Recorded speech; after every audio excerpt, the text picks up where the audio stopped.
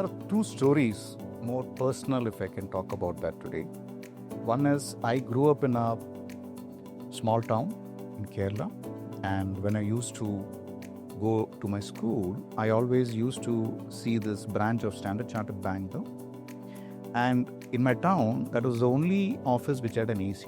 You should understand, as a kid growing up in the 80s, an office with an AC was a fascination. So I thought a day that I should work here. But unfortunately, there was only one branch, few people, there's no chance for me to get there.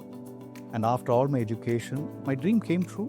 I worked there for many years, and that was my longest career in Standard Chartered when I started working. But I had to relocate.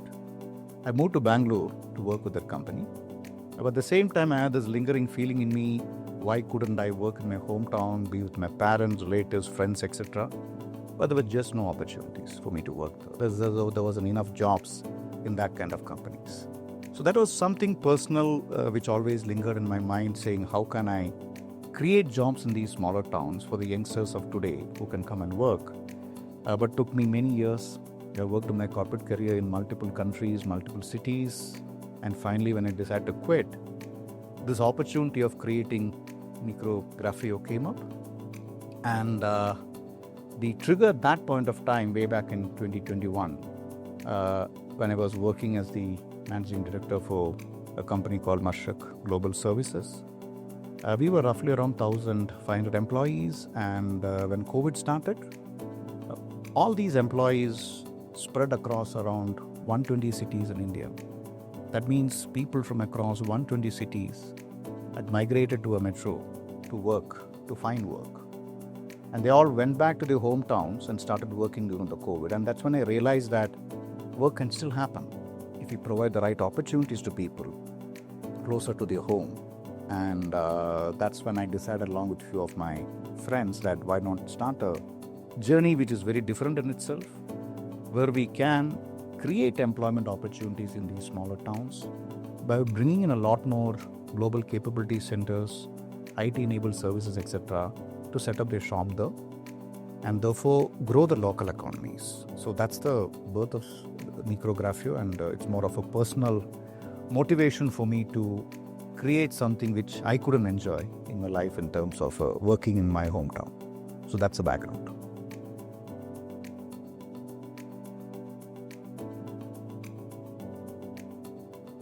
It was tough. Again, see, we started Mikro Grafeio at the time of COVID.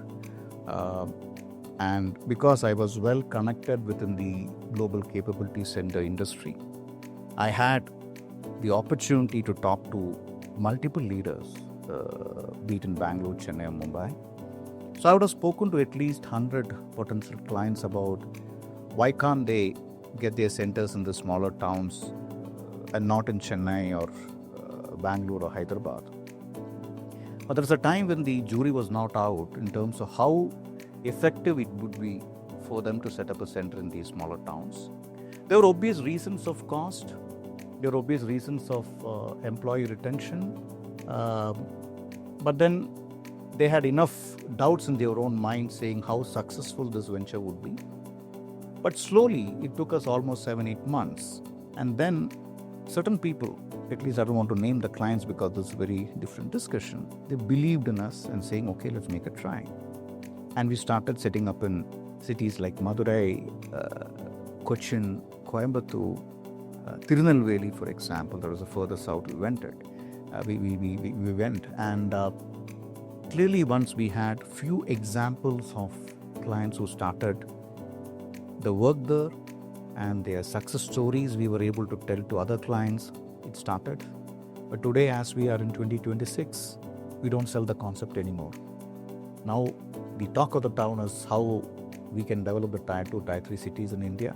And with a lot of government incentives coming in and with a lot of emphasis in the budgets of state and central governments coming to develop these towns, I think the big bet which we had placed in those years is becoming much more fruitful today. So that's a story I could talk about how we were able to do this.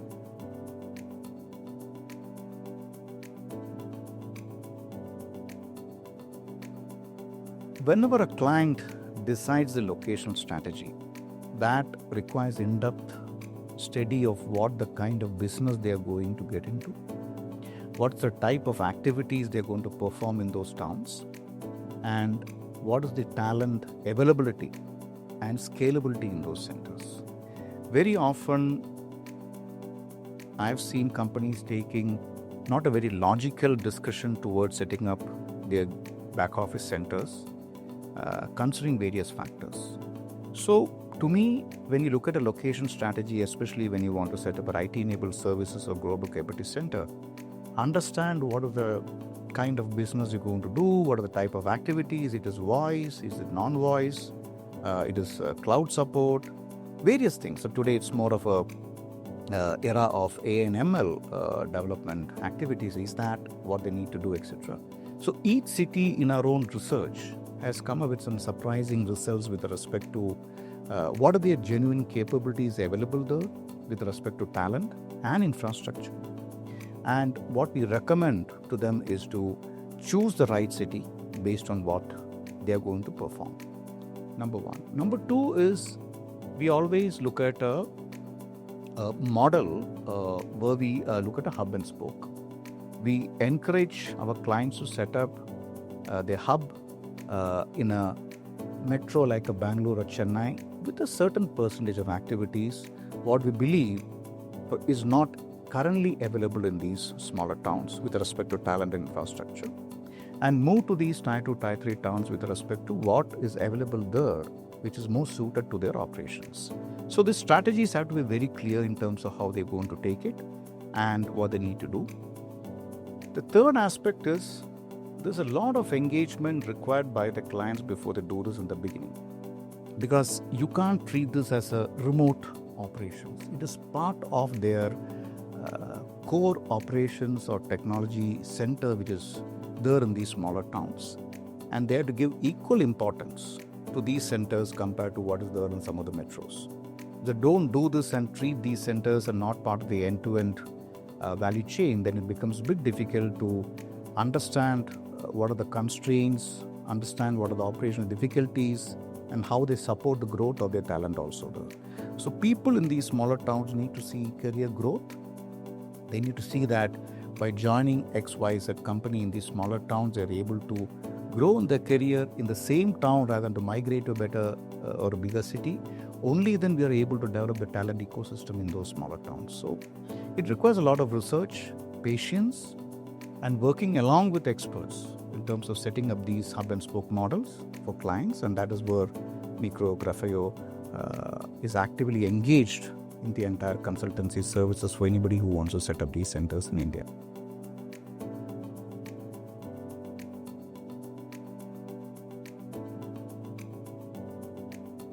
See, few points in terms of the ecosystem. Number one, I always believe that when you choose a town where you want to set up your capability center or IT-enabled services, please understand the social infrastructure though. What I mean by social infrastructure is not the physical infrastructure on its own, but mostly about what is the talent available, what are the areas where the employees can spend more quality time, are there good residential complexes if you want to transfer some of the senior people back in those towns. In fact, at least 4 years back when I started this journey and I used to travel a lot to these towns, we had this industry connect with the government officials. An interesting part is in a town which is not too far from Bangalore, there were two things raised by the local industry. First, they said, we have an airport, but not enough flights. Number two, they said, we are very good in education, we got X number of colleges, we have Y number of schools, but hey what, we don't have an international school. And that is required for people to come back here and work. And trust me, when I went there last year, both are operative. There is an international school, not one, more than one international schools which is opened. The airport has regular flights now to a couple of metros and other small towns, because when you do all this, it matters for people to live there, grow there. Because today an aspiration of an individual in a smaller town is to migrate to a Bangalore or Mumbai, which we need to stop with the social infrastructure. So that is an important aspect. Second aspect we should look into is how good is the education ecosystem out there. Are there enough engineering colleges producing talent? Are they good arts and science colleges producing talent which are different for different sectors which you want to operate? How is the gender mix in terms of how you want to look into? Are there enough safety measures with respect to having night shifts even for women who can operate there? All these matters a lot. And plus I look at what I call a social infrastructure. I look at how good are the malls, how good is the environment there for social activities, because all these are what has attracted people to these metros over a period of time. So unless we are focusing on these also to develop, it becomes very difficult to retain talent. Okay, we can just recruit and set it up, but then slowly you'll see you're unable to grow. And when you're starting to see that you cannot scale, then you start regretting your decision, saying that, hey, why did I come here? I'm unable to attract more people. My people are getting working there for 2 years after they're going back to the metros. Why did I come here? All the questions come up in our mind, right? So there is a tons of things you need to evaluate before you go there. And beyond talent and cost, I would always encourage you to look at the social infrastructure. Not that as a company you can do much about it, but you can talk about it, talk to the right set of people, and take steps to improve that. So that is the piece or the advice I would give to all clients who are moving to those companies.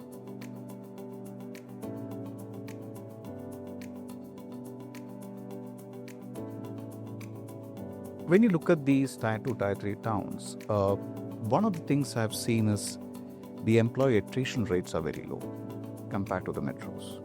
So in an IT sector where the attrition rates hover around 25% plus, and there are occasions and sectors I've seen as 40% plus. These small towns have single digit, sub 5%.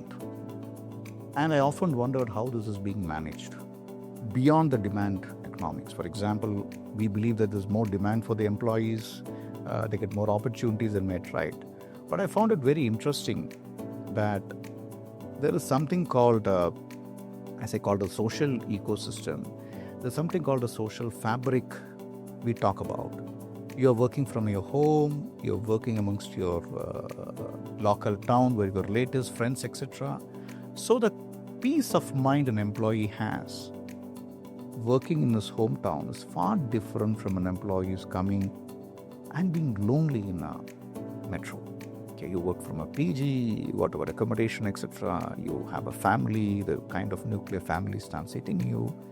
But very interesting, and when you go to these smaller towns and talk to these people, and I've traveled to some of these Tier 3 towns even, I see that the employees are happy. And they're not happy because of a big salary they get, not because of they get huge promotional opportunities, etc. But they have something they call a social life.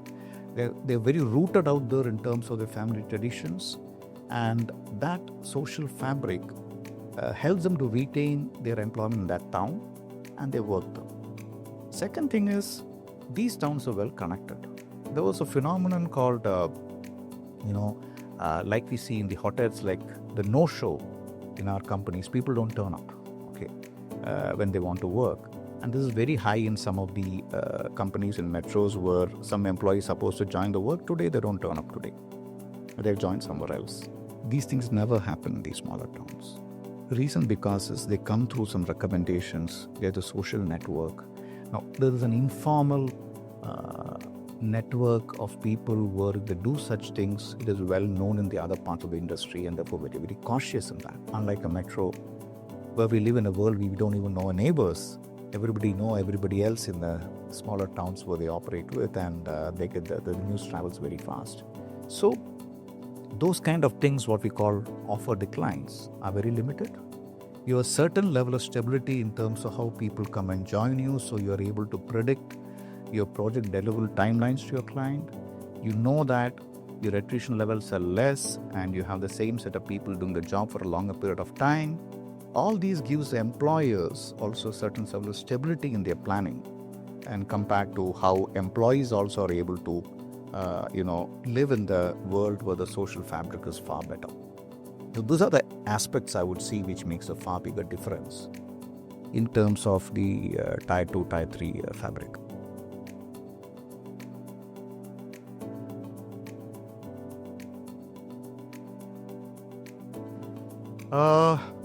The most resilient part was the initial 1 year.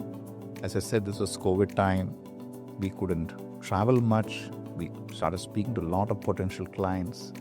While they heard us, they were not sure that whether this whole migration of work towards the smaller towns is going to be successful, and they had their own doubts in their mind. So it took us almost 9 months to 12 months to convince some potential clients to move to this journey and get there. And that was constant interaction. Keep talking to them, give them the core ideas of what is going to be successful, what is not, what are the challenges, to make them understand what kind of people you get there and how to look that differently so that it suits your requirements.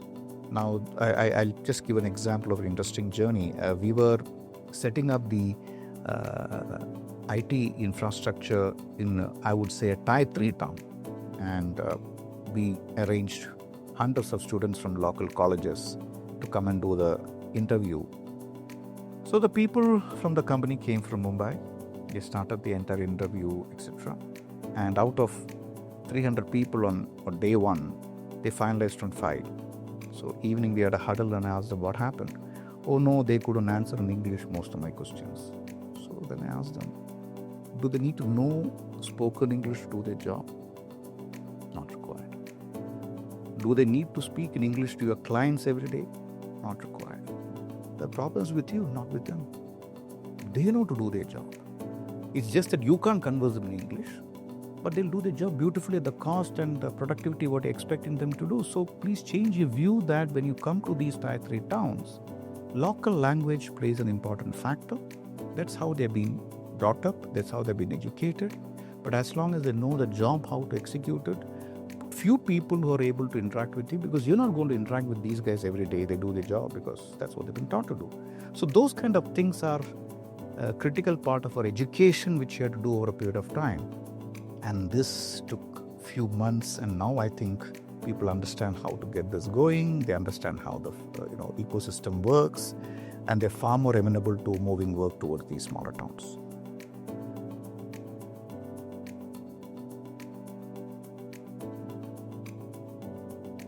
To me, the purpose which we are here is to create jobs in those smaller towns. Infrastructure is only a medium towards that. So I would say that the future of India is going to come from these smaller towns. The entire concept of Viksit Bharat cannot just come from these metros. We have seen some of these metros grow exponentially in the last many years, but I think going forward, there has to be a lot more equitable distribution of growth and wealth creation in these smaller towns. And therefore, for us to do that, we have to ensure whatever we do there is going to create jobs in these smaller towns, so that there are more and more people who are going to take it. They're going to give the income back to the local society. Therefore, the ancillary industries out there grow, and therefore the local economies grow. So our focus should be to develop these smaller towns. Whatever medium, be it infrastructure, be it distribution-led, anything for that industry in that sense. But the objective should be is to create more jobs in these smaller towns so that the development starts there, and through that, India grows. Thank you.